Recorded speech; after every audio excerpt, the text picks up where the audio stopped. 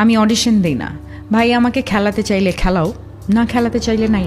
লাতান Ibrahimovic একজন footballer. এই মানুষটি জানে যখন সে কিশোর ছিল সেই কথা বলেছিল বিশ্বের সবচেয়ে বড় ক্লাবগুলোর একজন আর্সেনালের সবচেয়ে সফল ম্যানেজারদের একজন আর্সেন ওয়েঞ্জারের সঙ্গে। আর্সেন ওয়েঞ্জার তাকে বলেছিলেন, এসো ট্রায়াল দাও, ভালো লাগলে তোমাকে আমাদের দলে নেব। কিন্তু কিশোর লাতান ইব্রাহিমোভিচ বলেছিলেন, আমি অডিশন দিচ্ছি না, খেলাতে হবে খেলাও, আর যদি খেলাতে না হয় তাহলে ডেকো না।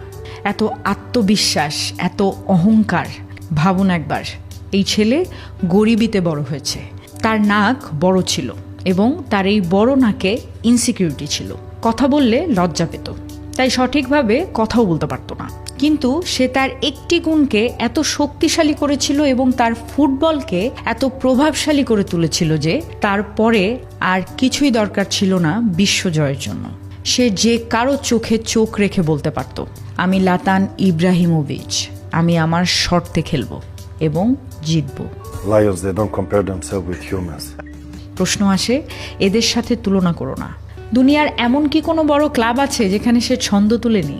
বার্সেলোনা, মিলান, ম্যানচেস্টার ইউনাইটেড, যে নামই নেন না কেন সবখানেই সে খেলেছে।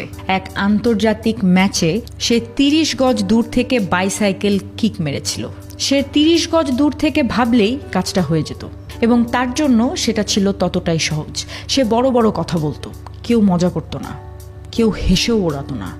সে বলতো, আমার আত্মবিশ্বাস আছে, আমি নিজেকে বিশ্বাস করি, আমার ভিশন আছে, আমি এর জন্য কঠোর পরিশ্রম করি।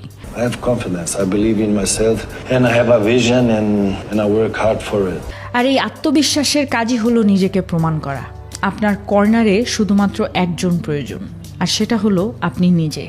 তারপর আপনিও পুরো দুনিয়ার চোখে চোখ রেখে বলতে পারবেন, ভাই আমি অডিশন দিই না, আমি আমার শর্তে খেলি, আপনি ঝুঁকি নিয়ে আমাকে খেলাতে আসবেন।